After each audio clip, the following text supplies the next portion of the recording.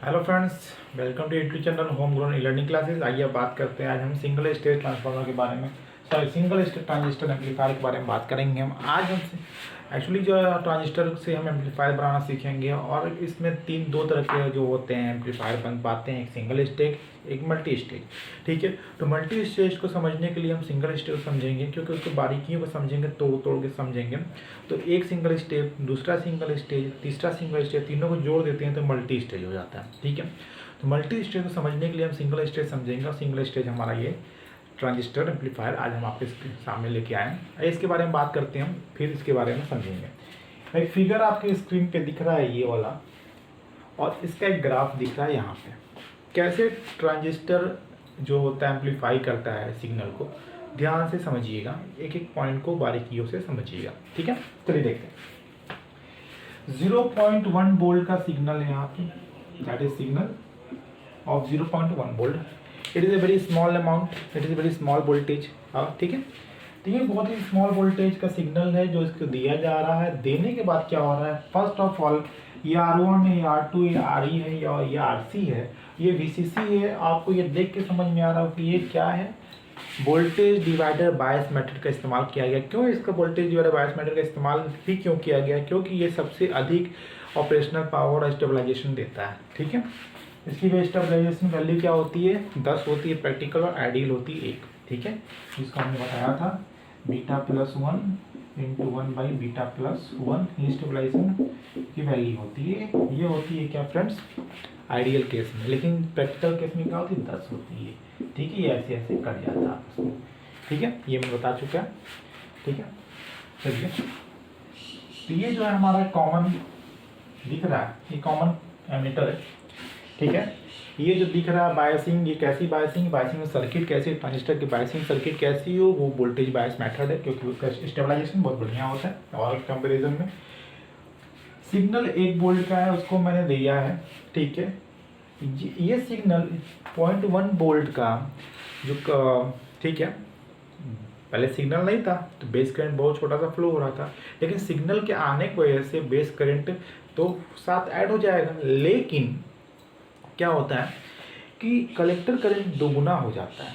Collector current कितना, दोगुना हो जाता है। फॉर एग्जांपल मान लीजिए कि इसमें जो करंट हो रहा है, बेस करंट जो हो रहा है वो 0.1 माइक्रो एम्पियर है, या छोड़िए 0.5 माइक्रो एम्पियर। IB कितनी है, 0.5 माइक्रो एम्पियर। ठीक है, इसमें फ्लो हो रही है।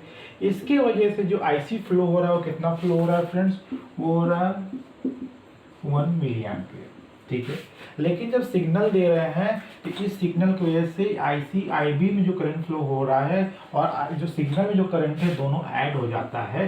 सिग्नल का भी करंट क्या होता है, ऐड हो जाता है। और इस सिग्नल का करंट ऐड होने से क्या होता है, IB की वैल्यू बढ़ जाती है। और IB की वैल्यू बढ़ने की वजह से IB की वैल्यू बढ़ने से इन्फ्लुएंस होता है किस में, IC में इन्फ्लुएंस होता है। IC में कितना इन्फ्लुएंस होता है कि IC जो होता है 1 से 2 मिली एम्पियर तक हो जाता है। ठीक है, ये एज एग्जाम्पल है और कुछ नहीं है। ठीक है, लेकिन सटीक एग्जाम्पल है। ये 2 मिली एम्पियर हो जाता है। ठीक है, कहने का मतलब क्या है कि 0.1 वोल्ट का अगर हम सप्लाई दे रहे हैं तो हमको IC 1 मिली एम्पियर से 2 मिली एम्पियर हो रहा है, जब सिग्नल हम दे रहे हैं of a very small quantity of small voltage 0.1 voltage. ठीक है, तो आउटपुट हमको कितना मिल रहा है ये देखना है। आउटपुट स्क्वायर को क्या होता है, IC RC। ठीक है, तो IC कितना बढ़ गया, तो IC हो गया 2 मिली एम्पियर, और वोल्टेज ये जो है इसके आउटपुट यहाँ मिल रहा है। आउटपुट हम यहाँ से लेते हैं, ऐसे बार आता है, यहाँ से आउटपुट लेते पढ़ाएंगे, अभी अगर सब डिटेल पढ़ाएंगे। कैपेसिटर लगाओ तो सब आज ही के वीडियो में देखने को मिलेगा। तो इसके अकॉर्डिंग जो आउटपुट होगा, जो इतना खपत होगा, ड्रॉप होगा, इसके आउटपुट के रिगार्डिंग होगा। यानी कि जितना इसमें आउटपुट करंट जाएगा और ये रेजिस्टेंस में ड्रॉप होगा, उतना ही आउटपुट हमें मिलेगा। ठीक है, तो 5 किलो वोल्ट है, 5 किलो वोल्ट, किलो वोल्ट। ठीक है, तो मिली को किलो ने काट दिया, 10⁻³ होता है और 10⁻³ होता है, तो -3 कट गया। और क्या बोलते हैं फ्रेंड्स, 5 गुना के 10 एम्पियर और ओम मिल के होगा, वोल्ट हो जाता है, तो 10 वोल्ट। यानी ध्यान समझिएगा, हमने सिग्नल कितना दिया, हमने सिग्नल दिया 0.1 वोल्ट और मिल कितना रहा, 10 वोल्ट। यानी कितना ज़्यादा मिल रहा है, तो 100 टाइम्स ज़्यादा मिल रहा है, 100 टाइम्स ज़्यादा मिल रहा है, यानी 100 टाइम्स हमारा जो है कि क्या सिग्नल बूस्टअप हो गया, बढ़ गया। ठीक है, बूस्टअप हो गया, बढ़ गया। ठीक है, तो ये हमारा ट्रांजिस्टर एज एम्पलीफायर काम कर रहा है। छोटा सा सिग्नल दे रहे हैं तो 100 टाइम बढ़ के 10 वोल्ट हो जा रहा है। ठीक है, 100 गुना बढ़ जा रहा है। अगर ऐसा ही एक और ट्रांजिस्टर ऐसे लगा दे तो कैसे दिखाता हूँ, मल्टी स्टेज बना के भी दिखा देता हूँ, बताओ। ठीक है, देखिएगा, nothing is greater than this, बहुत बड़ी चीज़ नहीं है। देखिए दिखा रहा हूँ कैसे। हमने जो आउटपुट लिया था ना यहाँ से, ये जो आउटपुट मिल रहा है, ठीक है, आउटपुट कहाँ से, यहाँ से मिल रहा है, यहाँ वाले के यहाँ से ले लें। ठीक है, तो यहाँ पे फिर से जो सिग्नल आ रहा है कितना, 10 वोल्ट का आ रहा है। ठीक है, आप यहीं से ले लो, चलो यहीं से ले लो, 10 वोल्ट का आ रहा है। अब इसी 10 वोल्ट को यहाँ से फिर से जोड़ देंगे तो ये हो जाएगा। ठीक है, यहाँ से हो गया, ये हो गया। ठीक है, ये हो गया VCC। ठीक है, और ये हो गया आपका इसमें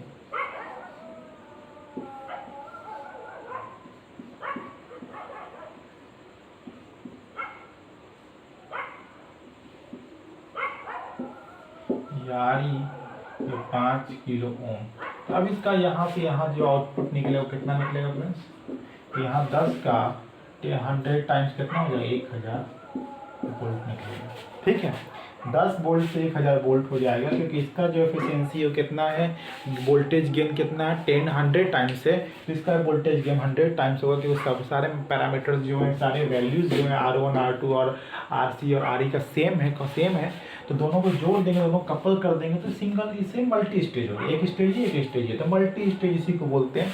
2 3 4 5 6 7 ऐसे लगा होता है तो उसको मल्टी स्टेज बोलते हैं। एक से अधिक जहाँ लग जाएगा ट्रांजिस्टर आपस में जुड़ा होगा पैरेलल में, उसको मल्टी स्टेज बोल जाएंगे। ठीक है, तो मल्टी स्टेज समझने के लिए इस छोटे से पार्ट को समझेंगे। छोटे से पार्ट मतलब इस सिंगल स्टेज को, तो हमने सिंगल स्टेज को फोकस किया है मल्टी स्टेज समझने के लिए। सिंगल स्टेज का माध्यम समझेंगे, उसके बाद हम आराम से मल्टी स्टेज को समझ लेंगे। ठीक है, चलिए फिर चलते हैं नेक्स्ट। ये समझ गया आपने। ठीक है, मैं मल्टी स्टेज समझाने के लिए आगे बताया ताकि आपको ये समझ में आ रहा है कि सिंगल स्टेज क्यों पढ़ रहा है, ताकि मल्टी स्टेज हम आसानी से पढ़ पाएँ। ठीक है, जो मैंने एग्जांपल में बताया 0.1 वोल्ट से लेके जो है कि 10 वोल्ट हो जा रहा है, 100 टाइम्स जो उसमें इंक्रीमेंट हो जा रहा है, बढ़ जा रहा है। ठीक है, कैसे, उसी को ग्राफिकल में समझाने की कोशिश कर रहा हूँ। देखो ग्राफिकल ये है। ठीक है, आउटपुट कैरेक्टरिस्टिक्स समझते हैं आप, समझते ही होंगे। इसको IC बोलते हैं, इसको जो लाइन होता है इसको बोलते हैं VCE बोलते हैं, और इसका मैक्सिमम जो होता है उसको बोलते हैं VCC। इसमें लोड लाइन में ड्रॉ होता है, वो भी बताया था, सब पढ़ाएंगे आगे। ठीक है, और आज लोड लाइन तक ही पढ़ाएंगे, उसके बाद कल। ठीक है, नेक्स्ट वीडियो में। ठीक है, देखिए हमने सबसे मिनिमम हमारा, जब हमने सिग्नल दिया तो सिग्नल का करेंट और फ्रेंड्स बेस का करंट मिलके 5 मिली एम्पियर था। जब जीरो सिग्नल नहीं था, उसमें जीरो सिग्नल करंट इसको बोलते हैं कि IB कितना था, 5 माइक्रो एम्पियर। ठीक है, 5 माइक्रो एम्पियर जब सिग्नल नहीं दिए थे तो सिग्नल दिए तो करंट बढ़ गया होगा। करंट बढ़ने में समय लगा। ठीक है, करंट बढ़ने में कितना समय लगा, करंट बढ़ने में इतना समय लगा, इतना टाइम लगा। क्यों इतना टाइम लगा, क्योंकि वो जब सिग्नल दिया तो सिग्नल का करंट और बेस का करंट दोनों को ऐड होने में समय लगा होगा, जो भी समय, इतना समय लगा। उसके बाद तुरंत जैसे ही ऐड हुआ तो ऐड होने के बाद 10 हो गया। 10 होने के बाद क्या होगा, बढ़ने लगा, क्योंकि सिग्नल बढ़ रहा है। ठीक है, तो सिग्नल जैसे बढ़ते गया 15 मैक्सिमम हो गया, फिर उसके बाद घटने लगा, क्योंकि फेज सिग्नल का चेंज होने लगा। फेज जैसे ही सिग्नल का चेंज हो गया तो वो वैल्यू नेगेटिव में आने लगी, माइनस में आने लगी। ठीक है, जो पहले, ठीक है, माइनस आने के बाद इसको घटाते कहाँ पे ले गया, 5 पे ले गया। ठीक है, 5 पे ले गया, 5 से फिर पॉजिटिव फेज में आने लगा, फिर ऊपर जाने लगा, 10 पे आके रुक गया। ये एक cycle, complete cycle of signal के बारे में बताया गया। ठीक है, ठीक है, इसमें IC की वैल्यू यहाँ दी हुई है, VCE की वैल्यू यहाँ दी हुई है, और ये जो वैल्यू दी हुई है, ये वैल्यू क्या दी हुई है फ्रेंड्स, ये दी हुई IB की वैल्यू। IB की वो वैल्यू जिसपे सिग्नल ऐड होने के बाद जो IB 0 सिग्नल 5 माइक्रो एम्पेयर पे था, वही सिग्नल के साथ 10 माइक्रो एम्पेयर और 15 माइक्रो एम्पेयर भी फ्लो कराया IB। ठीक है, जिसके वजह से हमारा 0.5 मिली एम्पेयर IC था। ठीक है, जब IB जब कोई सिग्नल नहीं जा रहा था तो IB हमारा 5 माइक्रो एम्पेयर था, तो उसमें IC जो था हमारा वो IC क्या था, वो 0.5 मिली एम्पेयर था। लेकिन जैसे ही IB जो 10 माइक्रो एम्पेयर हुआ तो IC भी क्या हुआ 1 मिली एम्पेयर हो गया, यानी वो उसकी क्वांटिटी क्या है 10 मतलब 1000 गुना बढ़ गई। ठीक है, माइक्रो और मिली में डिफरेंस समझ रहे हैं आप। ऑलरेडी -6 में ये -3 में, यानी ये -3 वाला -6 से 1000 टाइम्स ज़्यादा बढ़ा है। ठीक है, चलिए ओके, ठीक है, आप समझ गए आप output characteristic of this transistor which act as a transistor, sorry this act as amplifier. Okay, चलिए ठीक है, नेक्स्ट टॉपिक की ओर बढ़ते हैं। ये था graphical representation of a transistor amplifier. ठीक है, ये मैं दोनों चीज़ बता दिया आपको, और ट्रांजिस्टर एज एम्पलीफायर कैसे काम करता है। लेकिन ये जो एम्पलीफायर, जो ट्रांजिस्टर एम्पलीफायर बनता है ना, फैथफुल एम्पलीफायर होते हैं। फैथफुल और अनफैथफुल मैंने समझाया था, जिसका फ्रीक्वेंसी चेंज ना हो, जिसका एम्पलीट्यूड चेंज ना हो टाइम के साथ, उसको बोलते हैं फैथफुल, और जिसका टाइम के साथ चेंज हो जाए उसको बोलते हैं अनफैथफुल। उसके मैंने बताया था क्या क्या तरीका है फैथफुल और अनफैथफुल के लिए।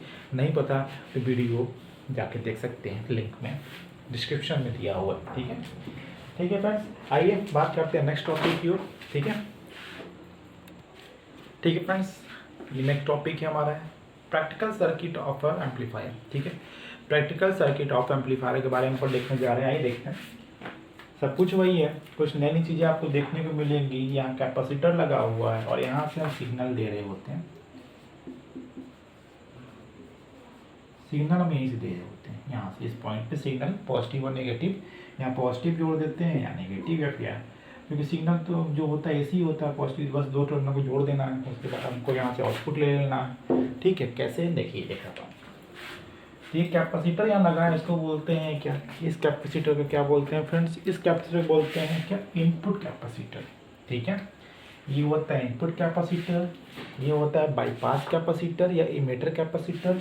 ये जो कैपेसिटर होता है इसको बोलते हैं CC, कलेक्टर कैपेसिटर।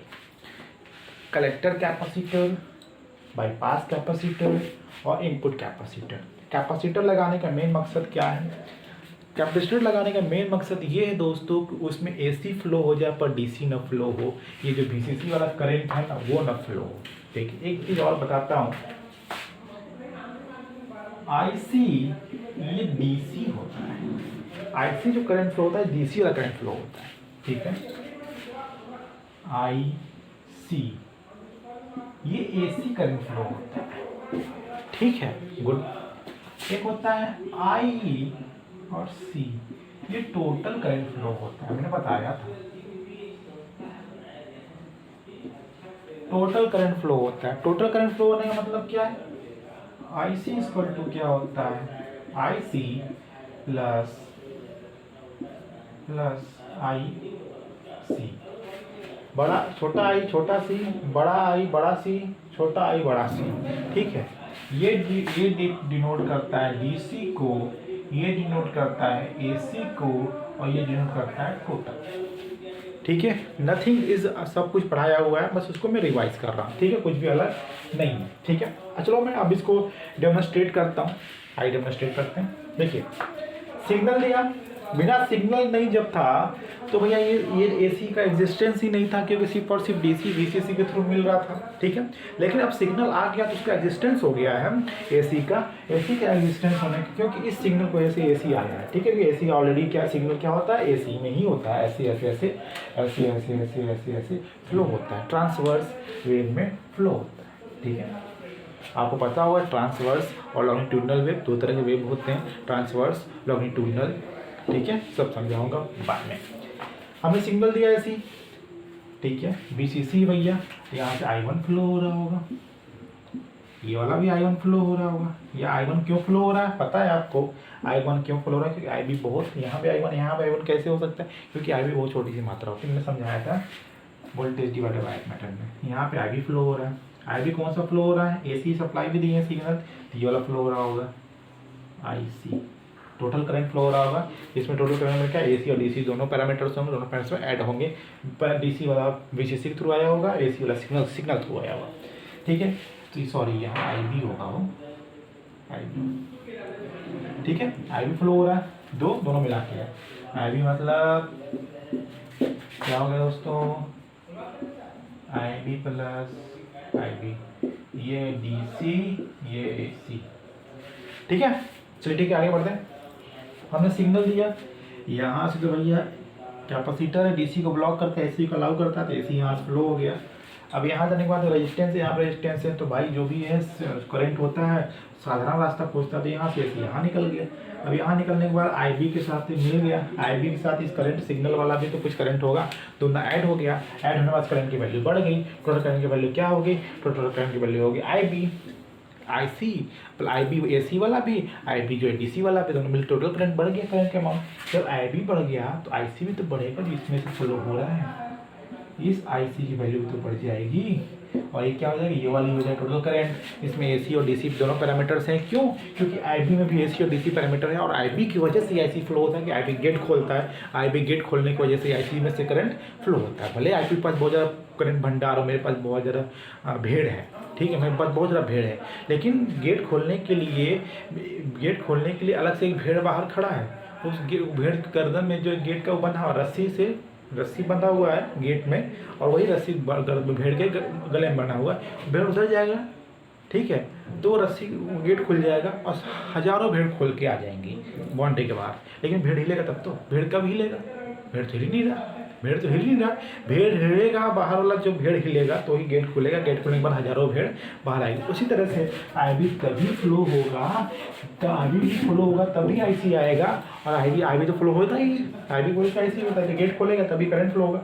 गेट खोलने के साथ साथ जहाँ एक भीड़ थी वहाँ एक और 2-3 और भीड़ लगा दी, तो और जल्दी से गेट खुलेगा, और जल्दी से गेट खुलेगा तो भैया और जल्दी से जो है कि क्या बोलते हैं आई सी आएगा। ठीक है ओके, तो इसकी इंटेंसिटी बढ़ती है तो इसके आईसी पे भी इफेक्ट होता है, तो इसकी वैल्यू बढ़ जाती है और टोटल करंट यहाँ पे ऐसे हो जाता है। ठीक है ओके।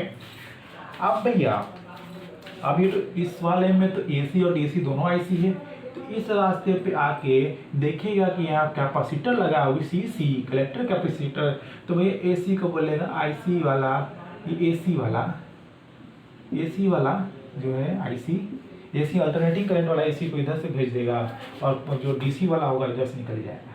ठीक है, डीसी वाला इधर से निकल जाएगा, लेकिन पूरा थोड़ी निकलेगा, थोड़ा मोड़ा बच जाता है, थोड़ा बचता है तो क्या करता है, यहाँ इस वाले पॉइंट पे यहाँ मान लो फिर कुछ बचता है, कुछ एसी बच जाता होगा, तो कुछ एसी को इस वाले रास्ता से निकाल देता है सब, कुछ एसी को इस वाले रास्ता से निकाल देता है, और यहाँ प्योरली डीसी वाला आईसी बचता है, प्योरली डीसी वाला आईसी बचता है। या आई जो होता है आई ये प्योरली क्या डीसी बच जाता है और एसी इस रास्ते से निकल जाता है, और ये आपस में जुड़ा होता है। ठीक है, नहीं जुड़ा रहेगा कोई बात नहीं, यहाँ आगे से मर्ज हो जाएगा, काम खत्म। ठीक है, फिर यहाँ से ऐसे जाएगा फिर ऐसे आएगा। बात समझे, ऐसा क्यों करते हैं समझ में तो आगे क्यों करते किस लिए बताता हूँ। करते इसलिए हैं कि ये करे आईसी बढ़ गया, ध्यान समझिए आईसी बढ़ गया, अब इसमें ड्रॉप ज़्यादा हो गया, एक तो यहाँ ड्रॉप हो ही गया ससुरा, यहाँ ड्रॉप होने के बाद जितना बचा वोल्टेज वो इसके थ्रू एसी के थ्रू लोड को मिल गया। ठीक है, लोड को इससे मिल गया, इस ससुरा डायग्राम में बुकवाम डायग्राम में एक अलग बनाया, डायग्राम किससे बनेगा बताएं, ऐसे बनेगा, ये ऐसे, ये RL है। ठीक है, इसके बाद जो इसके अकॉर्डिंग वोल्टेज ड्रॉप होगा वही तो इसको मिलेगा। ठीक है, तो इसके यहाँ वोल्टेज ड्रॉप ज़्यादा कराना है, ना कि यहाँ वोल्टेज ड्रॉप ज़्यादा कराना है। तो यहाँ वोल्टेज ड्रॉप इसीलिए कराते हैं कि यहाँ वोल्टेज ड्रॉप करा के इसको एसी पूरा मिल जाए, ठीक है, और डीसी निकल जाए। लेकिन जब यहाँ भी वोल्टेज ड्रॉप होगा आईसी और आई आपको मालूम है इक्विवेलेंट होता है। ठीक है, तो यहाँ भी जब आई आएगा तो यहाँ भी ड्रॉप होगा, तो उस ड्रॉप को बचाने के लिए हम यहाँ से जो होता है एसी वाला जो होता है एसी वाला आई इधर से निकाल देते हैं, जो बच जाता है, जो यहाँ से नहीं पास हो पाता है, यहाँ से निकल जाता है, और डीसी वाला यहाँ से निकल जाता है। डीसी वाला भैया जब सिग्नल नहीं था तब वो डीसी वाला जैसे निकलता था, जब सिग्नल आ गया है तब वो डीसी वाला जैसे निकल रहा है, इसलिए यहाँ से निकल रहा है, यानी यहाँ पे एसी नहीं आ रहा है, यहाँ पे ड्रॉप नहीं हो रहा है, यानी फुल्ली ड्रॉप यहीं पे हो रहा है, इसलिए यहाँ पे ज़्यादा आउटपुट हमें मिल रहा है। ठीक है, सिंपल सी बात। चलिए आगे बढ़ते हैं। इसी में कहा था फेज रिवर्सल। ठीक है, बड़ा इंपॉर्टेंट पॉइंट है, बहुत लोग क्वेश्चन पूछते हैं फेज रिवर्सल क्या है।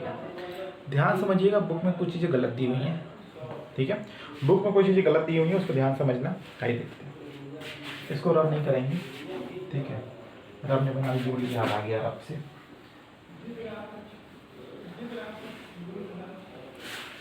फेज रिवर्सल के बारे में बात करेंगे, फेज रिवर्सल, ठीक है।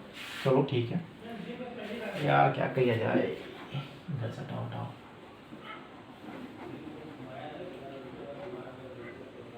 चल ठीक है ना।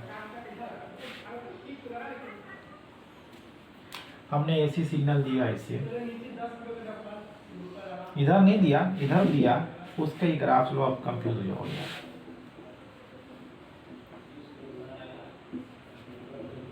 ये जो सिग्नल है इसका ग्राफ ऐसे इधर है,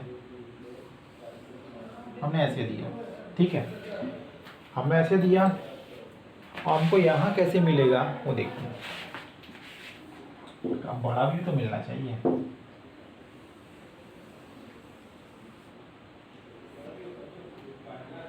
ठीक है। दिख रहा, बड़ा हो गया, ये एम्पलीफायर्ड भी हो गया और रिवर्स भी हो गया। रिवर्स कैसे हो गया, देखिए ध्यान से, ये ऊपर में पॉजिटिव है फिर नेगेटिव है, लेकिन यहाँ पे पहले नेगेटिव है फिर पॉजिटिव है, दिख रहा है ये चेंज, फेज रिवर्स हो गया। कितना रिवर्स, कितना शिफ्ट होगा, 180 डिग्री शिफ्ट हो गया, ठीक है। शिफ्ट हो गया, इसी पे क्या है प्रॉपर्टी है शिफ्ट करने की, कैसे बताओ, शिफ्ट हो गया भैया। अब बताओ, जब शिफ्ट हो गया तो ऐसे मिला हमें, लेकिन एम्पलीफाइड मिला, तो एग्जाम पूछ देगा कि क्यों शिफ्ट हो रहा है, वाई। तो दो तरीका बताने का, एक है मैथमेटिकली और दूसरा है थ्योरेटिकली। थ्योरी भी बताएंगे, मैथमेटिक्स भी बताएंगे। इसको देख लिया आपने कैसे होता, देखिए।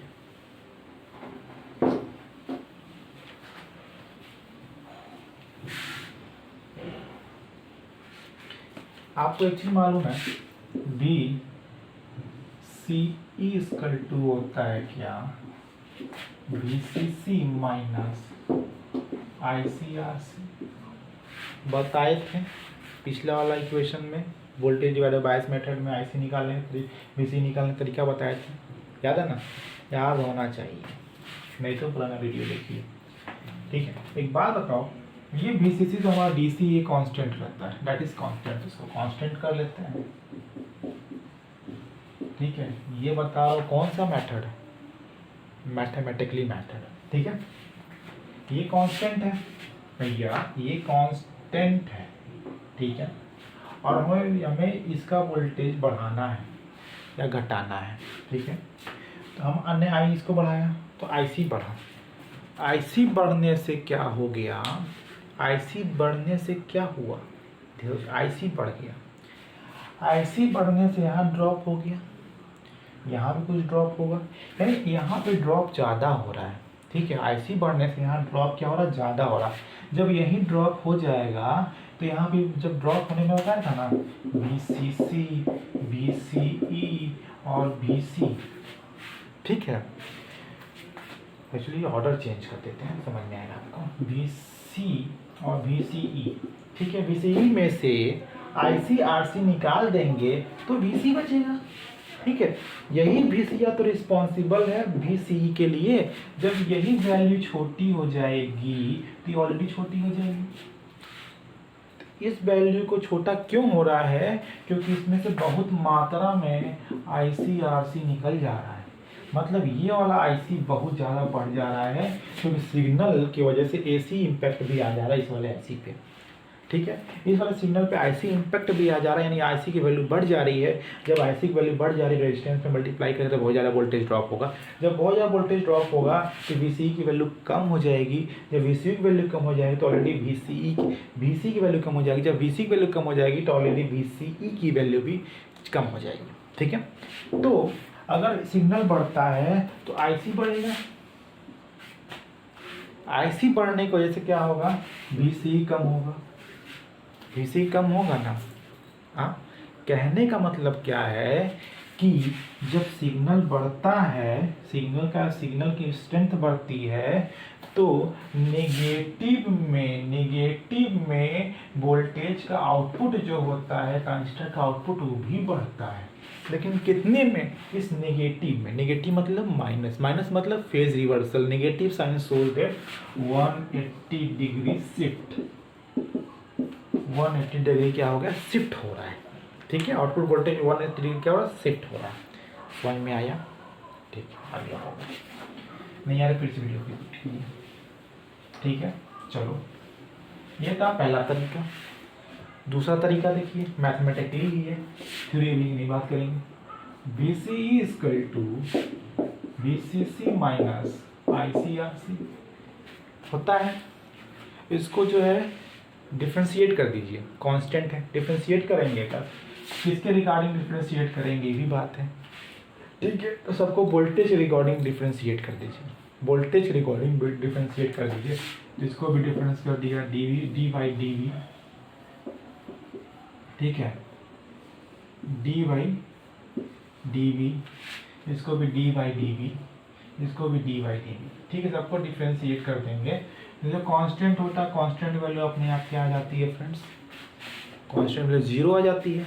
ठीक है, यानी VCE equal to minus ICRC हो जाएगा। ठीक है, माइनस ICRC हो जाएगा, यानी ये बढ़ेगा तो ये भी बढ़ेगा।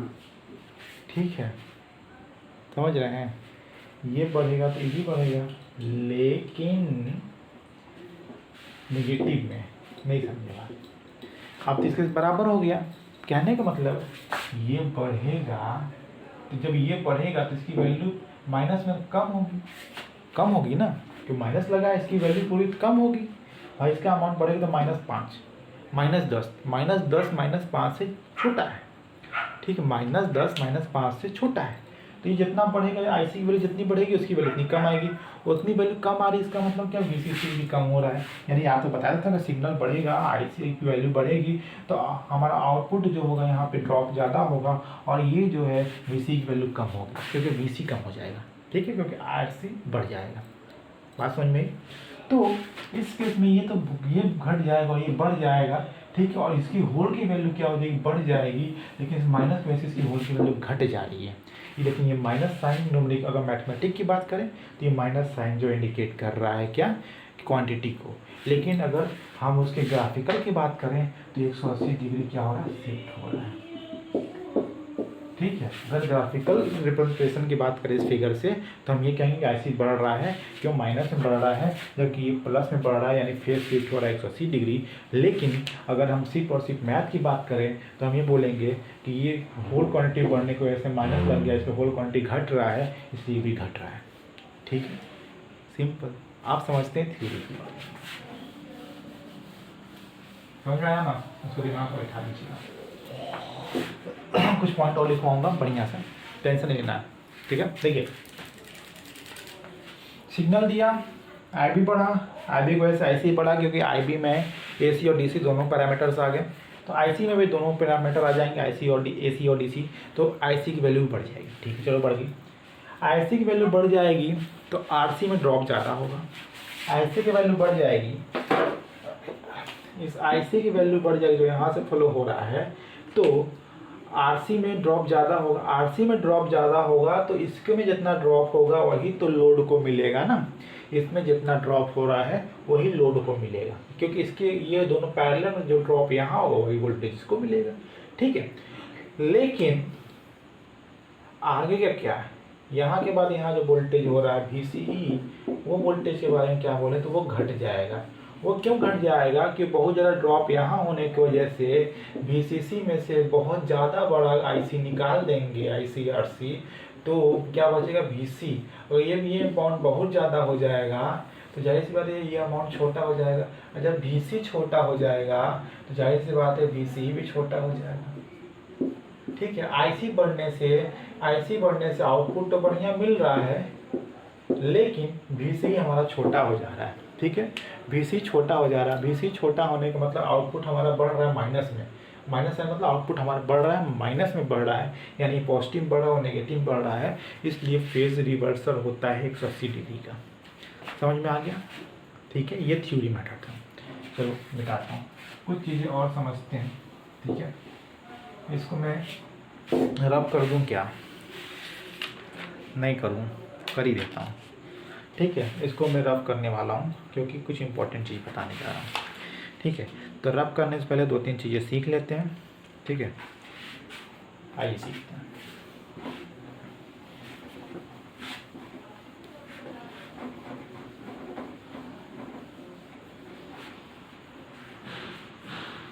फेज रिवर्सल किसमें होता है? ठीक है, इनपुट आउटपुट फेज रिलेशनशिप एक टॉपिक है। Input output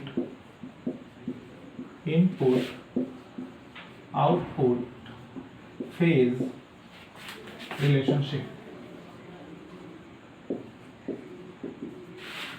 input output phase relationship ये जो है कि हमारे में एक वो है। ठीक है, common base, common emitter, common collector, इन तीनों के लिए आउटपुट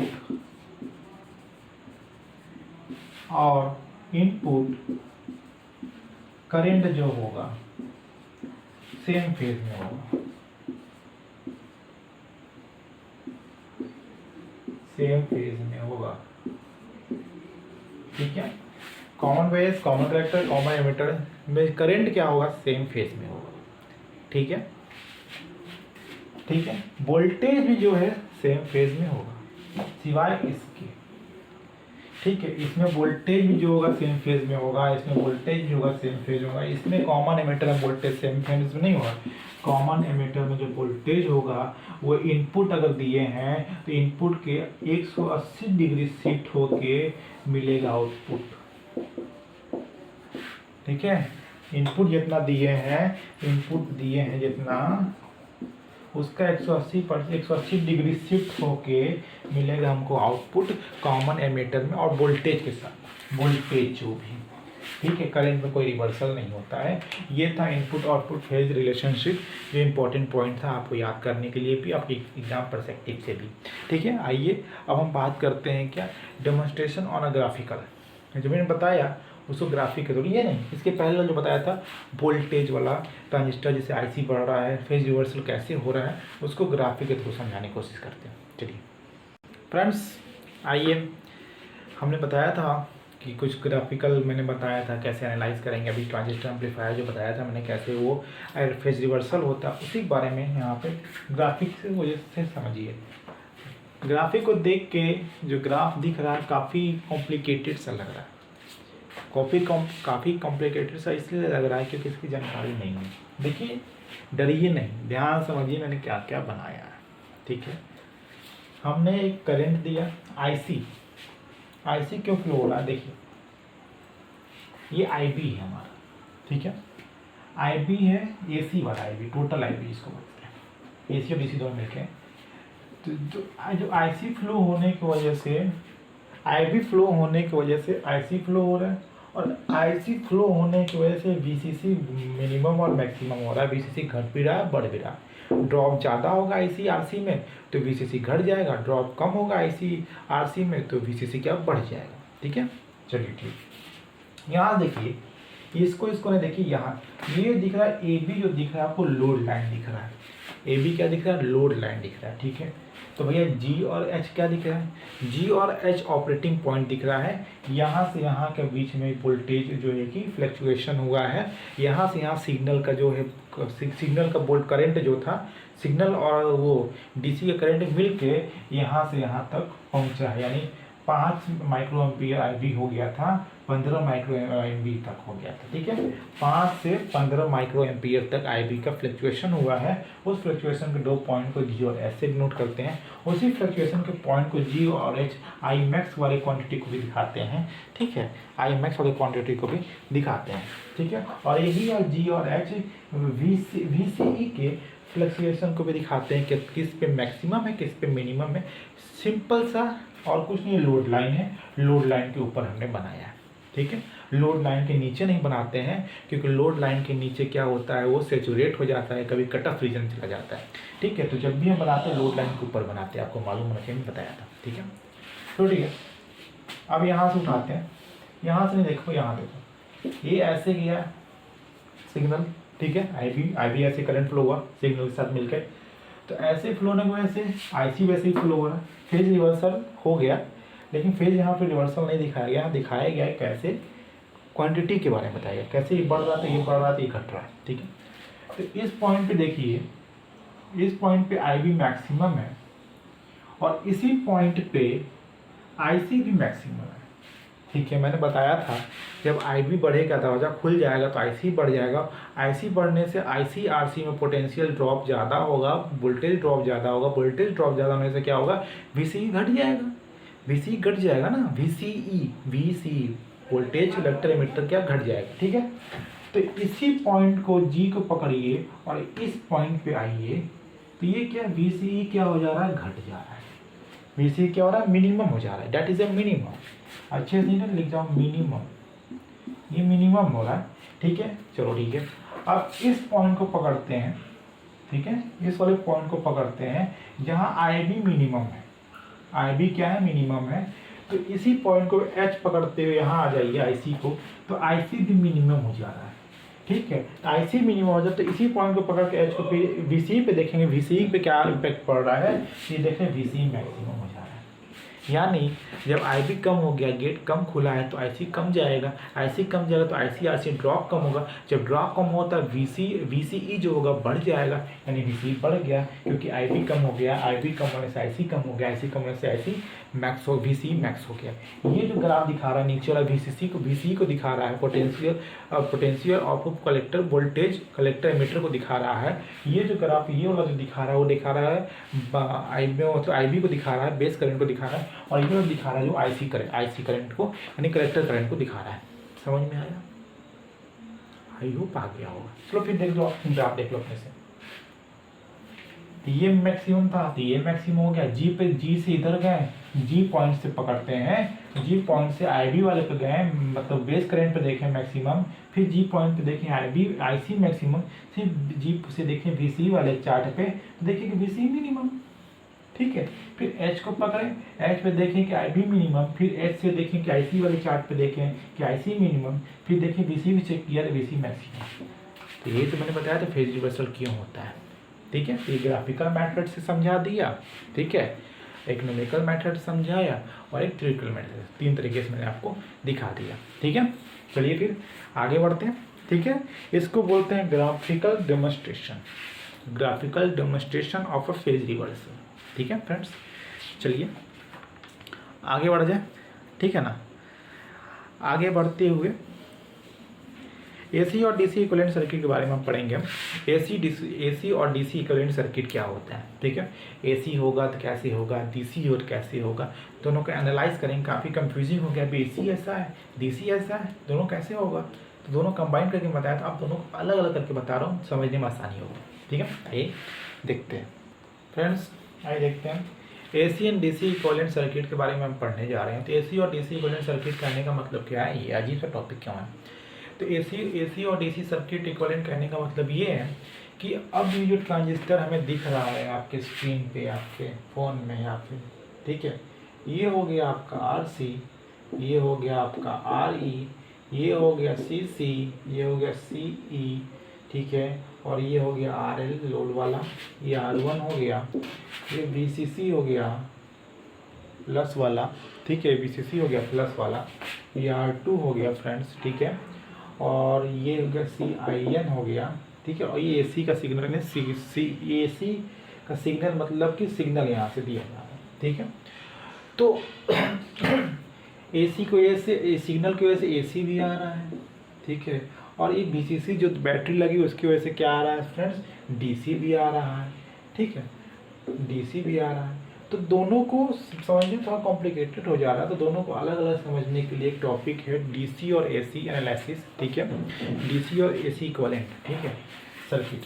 तो अगर हम डीसी सर्किट को बनाना चाहें, एसी को नहीं बनना चाहें, सिर्फ और सिर्फ डीसी की बात करें, डीसी सर्किट कैसे होगा बनेगा, तो उसका एक तरीका है, दो तरीके होते हैं कि जितना भी भाई, जब डीसी है तो कैपेसिटी, जब ये सिग्नल है ही नहीं, जब ये सिग्नल ही नहीं है, जब डीसी में सिग्नल को हटाइए, पहले सिग्नल को हटाते हैं, स्टेप 1, जब सिग्नल हटाएंगे तो ये जब डीसी है ही नहीं तो कैपेसिटर का क्या काम, कैपेसिटर को भी हटा देंगे, यानी कैपेसिटर के साथ ही जुड़ा हुआ है, तो कैपेसिटर को हटाएंगे तो ये भी हटेगा। यानी कैपेसिटर को हटा दिए, यानी हमारा फिगर कैसे हो गया, तो हमारा फिगर हो गया फ्रेंड्स ऐसा, ठीक है।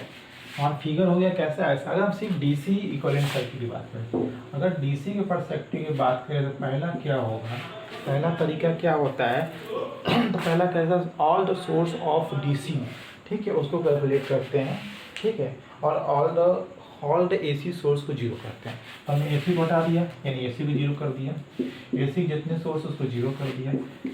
सेकेंड चीज़ क्या है कि ऑल जो कैपेसिटर सबको हटा देते हैं, शॉर्ट कर देते हैं। एसी को शॉर्ट नहीं करते हैं, रिमूव कर देते हैं, ठीक है, या ओपन कर देते हैं। रिमूव कर दो या ओपन कर दो, बातें की है।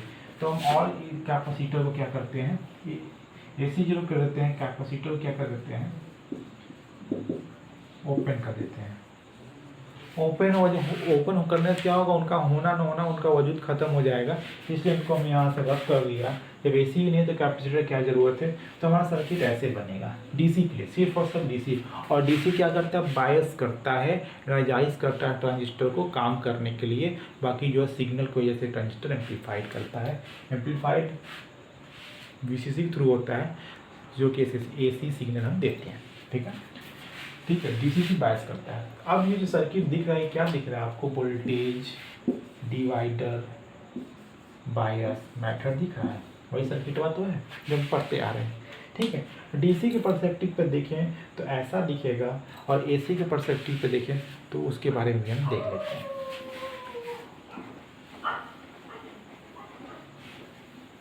ठीक है।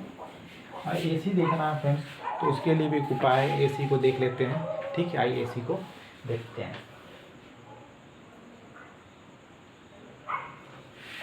इसके लिए प्रैक्टिस से फिगर बनाना होगा ना हमें।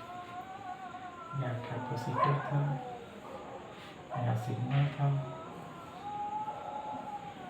ठीक है, और यहाँ पे कैपेसिटर था,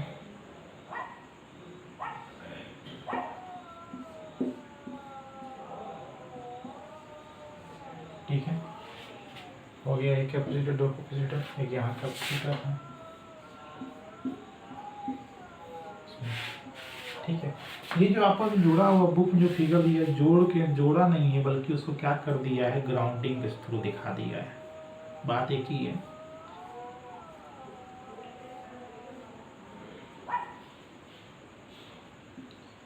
सबको ग्राउंड करने का मतलब ही क्या है, इसको भी ग्राउंड कर दिया फिर मैं जोड़ के, इसको भी ग्राउंड दिखा दिया गया है। इसका मतलब सब आपस में जुड़े हुए हैं, टेक्निकल टर्म है, ठीक है, ये सब आपस में जुड़े हुए हैं, ठीक है। चलिए अब थोड़ा सा जल्दी जल्दी देख लेते हैं, ठीक है। अब हमको अब हमें एसी एनालाइज करना है, एसी इक्विवेलेंट सर्किट बनाना है, एसी के बारे में बात करना है, डीसी के बारे में नहीं। तो एसी में बात करना है तो पहले डीसी के जितने सोर्स है उसको हटाओ, डीसी के जितने सोर्स है उसको हटाओ।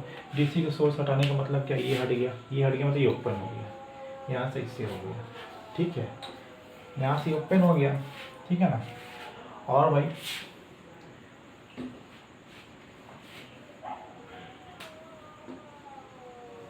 ये RC हो गया, ये RL, ठीक है। अब जब ऐसा हो गया तो सर्किट कैसा दिखेगा भैया, सर्किट कैसा दिखेगा, ठीक है। और दूसरा चीज़ क्या है, डीसी को हटाया, दूसरा चीज़ क्या है, जितने भी कैपेसिटर है सबको शॉर्ट कर दो। कैपेसिटर को शॉर्ट क्यों किया भाई, जब सिर्फ एसी ही है तो कैपेसिटर इसीलिए होता है ना कि एसी को अलाउ करे, तो कैपेसिटर को हटा तुम्हारा तार जोड़ दो। हमें कैपेसिटर को हटा लिया, हम आइए नहीं तार जोड़ दिए, यहाँ कैपेसिटर को हटा के तार जोड़ दिए, यहाँ पे कैपेसिटर हटा के तार जोड़ दिए। जब एसी चलना है तो क्या फ़ायदा, ठीक है। और एक ऐसे जोड़ देना है, वो सब वोल्टेज हटा देना है, ठीक है। और ये इसके पैरेलल हो जाएगा, जो मैंने बताया था, जुड़ता है जब तो इसके पैरेलल हो जाता है, ठीक है। अब यहाँ से देखोगे ये इसके पैरेलल हो जाता है, इसको हटा दो, ग्राउंड हटाओ, जब समझ में नहीं आएगा। ये देखो, ठीक है, तार ही तो है, तार यहाँ में तो क्या करना है। तो यहाँ से इसका इक्विवेलेंट सर्किट बनाओगे तो क्या बनेगा, जब ये तार लगा दोगे तो इस जो भी करंट आएगा इधर से आएगा, इसमें आएगा नहीं, तो RE अपने आप खत्म हो जाएगा, RE अपने आप क्या होगा, खत्म हो जाएगा, ठीक है। तो अब सर्किट कैसे बनेगा, ये इसके पैरेलल हो गया, तो इसका इक्विवेलेंट सर्किट कैसे बनेगा, तो इसका इक्विवेलेंट सर्किट बनेगा ऐसे,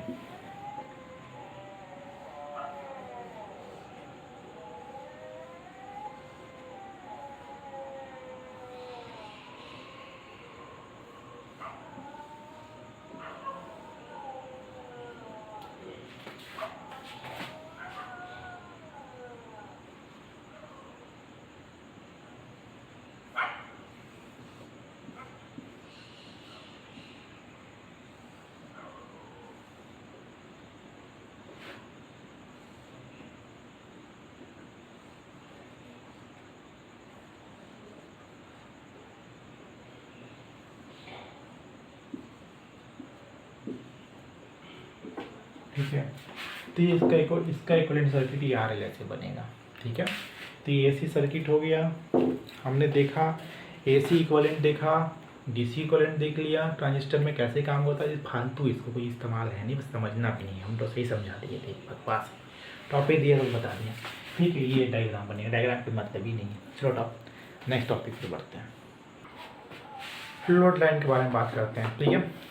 नेक्स्ट टॉपिक हमारा लोड लाइन है, तो इसके बारे में बात करते हैं। लोड लाइन क्या होता है आपको पता है। लोड लाइन क्या होता है, किसी भी हम जब ग्राफिकल रिप्रेजेंटेशन करते हैं, हम आउटपुट कैरेक्टरिस्टिक लेते हैं ट्रांजिस्टर का, तो हम एक आउटपुट कैरेक्टरिस्टिक जब ड्रॉ करते हैं तो उसमें हमें 2 पॉइंट चाहिए होता है। 2 पॉइंट का मतलब क्या होता है कि एक IC चाहिए होता है, एक VCE चाहिए होता है, ठीक है। ये दोनों की वैल्यू के अकॉर्डिंग ही हम जो है कि ग्राफ प्लॉट करते हैं, उसी ग्राफ प्लॉट को हम बोलते हैं कि output characteristics of a transistor, ठीक है। तो आउटपुट ग्राफ जब भी हम ग्राफ करते हैं तो उसके लिए हमको क्या चाहिए होता है, IC चाहिए होता है और VCE चाहिए होता है। ये 2 वैल्यू हमको चाहिए होती हैं, ठीक है। यहाँ पे इस फिगर में अगर हम बात करें DC लोड लाइन और AC लोड लाइन, 2 तरह की लोड लाइन होती है, DC और AC। दोनों में क्या डिफ्रेंसिएशन होते हैं, क्या अंतर होते हैं, मैं बताऊँगा, ठीक है। अगर सिग्नल नहीं दिए हैं तब लोड लाइन निकालने का थोड़ा सा अलग हो जाता है, सिग्नल के बाद लोड लाइन निकालने का अलग हो जाता है, ठीक है। और उसके बारे में बात करते हैं, ठीक है। तो अगर DC लोड लाइन की बात करें, जब सिग्नल हम नहीं दे रहे हैं तब की बात करें, जब सिग्नल हम नहीं दे रहे हैं, ठीक है। सिग्नल सिग्नल, ठीक है। जब सिग्नल नहीं है तो ये सब का भी कोई मतलब नहीं, ऑफ हो जाएगा। और ये हमारा कैसा resistance voltage divider bias method जैसा हो जाएगा। तो वोल्टेज डिवाइडर बायस मेथड में अगर हम KVL लगाएं, KVL इस वाले लूप में लगाएं VCE निकालने के लिए, तो क्या हमको मिलेगा फ्रेंड्स, वो हमको मिलेगा क्या, VCC minus IC RC plus RE, नहीं मिलेगा ना। अब ये कैसे लिख दिए आप, तो ऐसे लिख दिए हैं, VCC minus IC RC minus IE RE, और IC और IE बराबर होते हैं, तो ठीक है। तो इस IC इसको RE लिख सकते हैं, तो हमने ऐसे लिख दिया VCC minus IC RC minus IC RE, और ये दोनों कॉमन ले लिया, तो VCE हो गया VCC minus IC RE plus RC, ठीक है। अप्लाइंग KVL, ठीक है। जो उसके आउटसाइड में, इधर साइड में अगर हम KVL लगाते हैं तो हमको ये मिलता है, ठीक है। ये मैंने बताया था, देख लो आप, मिटा दे रहा हूँ, जो मिटा रहा हूँ जगह पानी को जैसे, ठीक है। IC RC मिल गया, ये पॉइंट मिल गया, ठीक है। तो इससे ग्राफ ड्रॉ करेंगे हम। DC की बात कर रहा हूँ, ओनली फॉर DC की बात कर रहा हूँ, ठीक है। अभी हमने सिग्नल नहीं दिया, ठीक है। तो भाई इसमें तो आएगा IC आएगा, ठीक है। हमें लोड लाइन कैसे मिलेगा, ठीक है।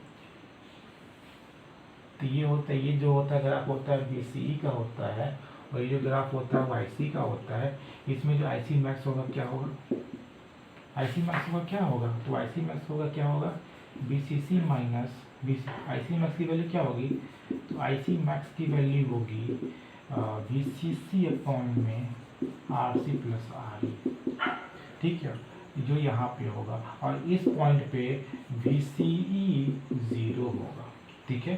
और इस पॉइंट पे, ये पॉइंट A की बात कर रहे हैं, पॉइंट B की बात करें तो पॉइंट B पे VCE क्या होगा, तो होगा VCC के बराबर होगा, और यहाँ पे IC क्या होगा, 0 होगा, ठीक है। ये 2 पॉइंट मिल गया।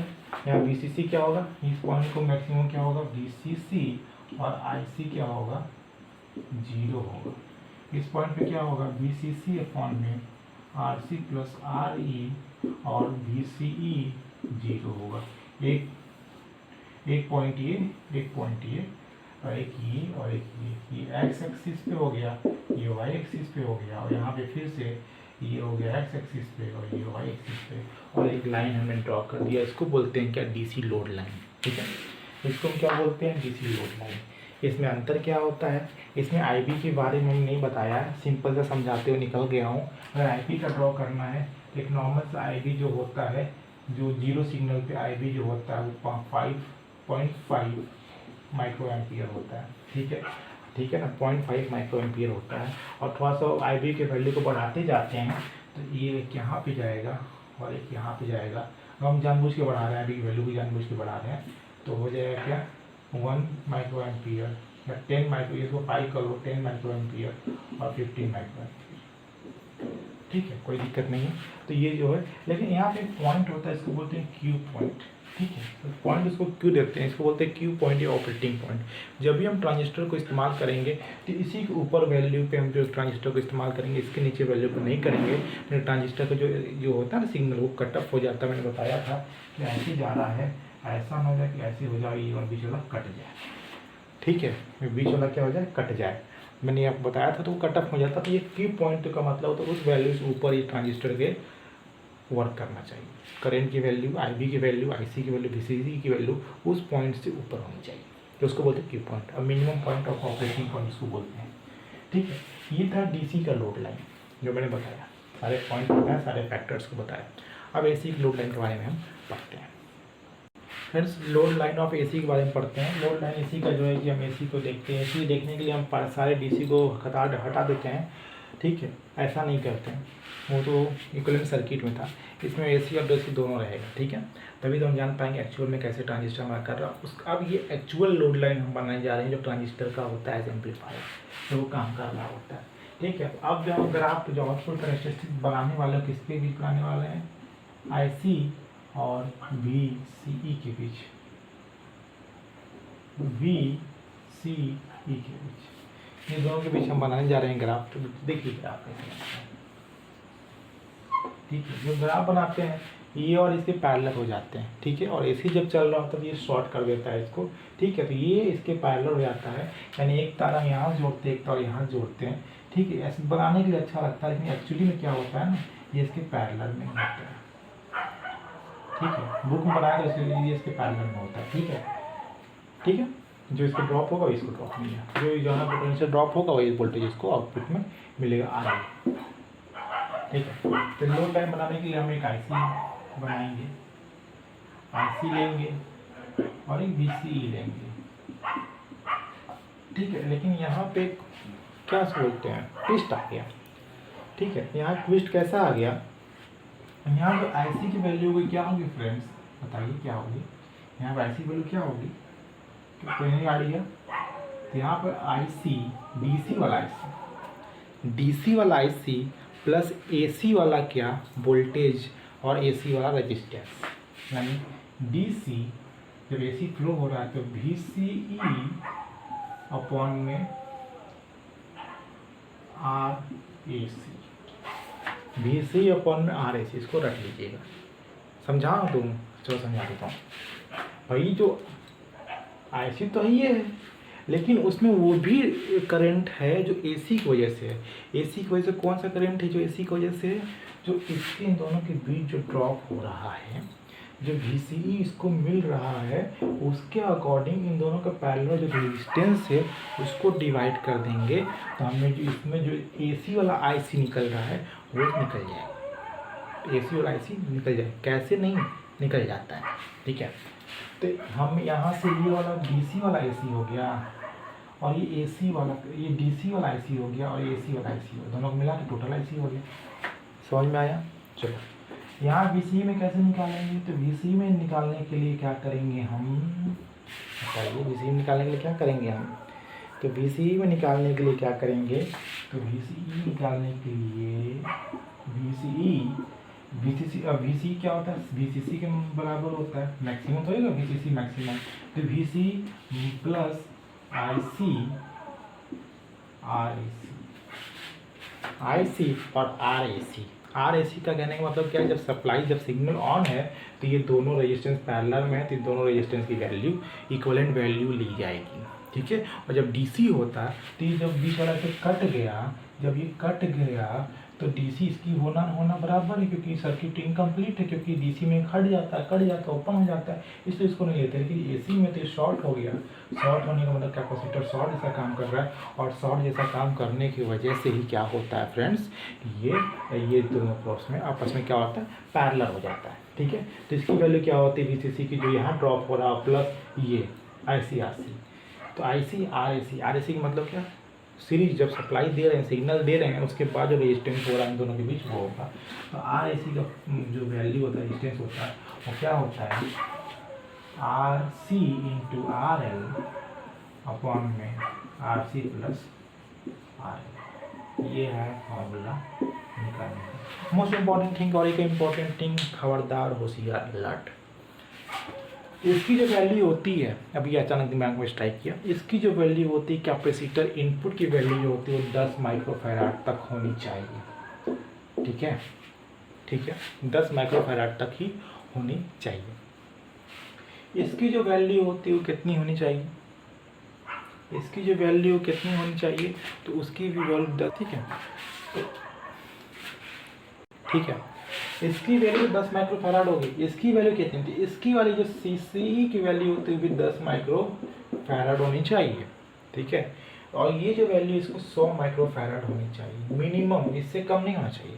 इससे कम तो उड़ जाएगा, जल जाएगा, लास्ट हो जाएगा। ठीक है, इससे ऊपर होना चाहिए, इतना होना चाहिए मिनिमम। ठीक है, तो CE 100 माइक्रोफैराड, CC 10 माइक्रोफैराड और CIN इनपुट 10 माइक्रोफैराड, ये भी होता है। ठीक है, ये था लोड लाइन AC का, कैसे निकालते हैं उसका रेजिस्टेंस, कैसे काम करता है मैंने बताया। ठीक है, ठीक है, वीडियो एक बार में नहीं समझ में आएगा, ठीक है, उसको बार बार देखिए। और रही बात AC को, आपको बार बार आपके दिमाग में स्ट्राइक हो रहा हो कि VC अपॉन RAC कैसे हो गया, तो मैं बता रहा हूँ कि जो वोल्टेज इसको मिल गया, उसके बाद जो इसमें करंट आएगा वो DC वाला वो आएगा, कुछ न कुछ IC आ जाता है। ठीक है, तो यहाँ से जो करंट आता है यहाँ तो जाएगा नहीं, सिर्फ और सिर्फ AC यहाँ मिल जाएगा, लेकिन यहाँ ड्रॉप होने के बाद यहाँ AC जाता नहीं, जो जाता है इधर निकल जाता है। ठीक है, जो जाता है इधर निकल जाता है। तो यहाँ पे जो करंट होता है वो क्या होता है, वो VC अपॉन RAC जब लगाएंगे तो इसकी जो वोल्टेज यहाँ से यहाँ होता है VC और उसमें RAC का डिवाइड देते हैं, तो इसके इक्वलेंट यहाँ पे जो करंट है जो AC वाला IC फ्लो होता है ना, उसके बराबर होता है, इसलिए हम इसको VC अपॉन RAC लिखे हैं। ठीक है, और RAC का फॉर्मूला मैंने बताया, रेजिस्टेंस निकालने का फॉर्मूला यहाँ पर ये RAC होगा। ठीक है, AC रेजिस्टेंस के लिए, रेजिस्टेंस मतलब AC मतलब अल्टरनेटिंग करंट, या सिग्नल जब देते हैं तब रेजिस्टेंस जो एग्जिस्ट करता है वो ये होता है। जब सिग्नल ही नहीं देंगे तो ये ऑपस में कट जाएगा और रेजिस्टेंस ही एग्जिस्ट नहीं करेगा। तो उस सिचुएशन में क्या होता है, वोल्टेज बायस मेथड जो होता है, तो उसी को हम लोग इस्तेमाल करते हैं। ठीक है, तो ठीक है, अब इसके नेक्स्ट टॉपिक में हम वोल्टेज गेन के बारे में पढ़ेंगे और कुछ और टॉपिक्स हैं, इसके बाद इस चैप्टर को क्लोज करेंगे। नेक्स्ट वीडियो में डेफिनेटली इस चैप्टर को हम क्लोज कर पाएंगे, और आपके डिमांड पे अगर आप चाहोगे तो मैं इसका क्वेश्चन और MCQ भी करा पाऊँगा। ठीक है, वीडियो काफ़ी लंबा होने की वजह से आज हम इस वीडियो को यहीं पर ब्रेक करें। ठीक है, good night, take care, bye, मिलते हैं नेक्स्ट वीडियो में। जय हिंद, जय भारत। ठीक है, बाय।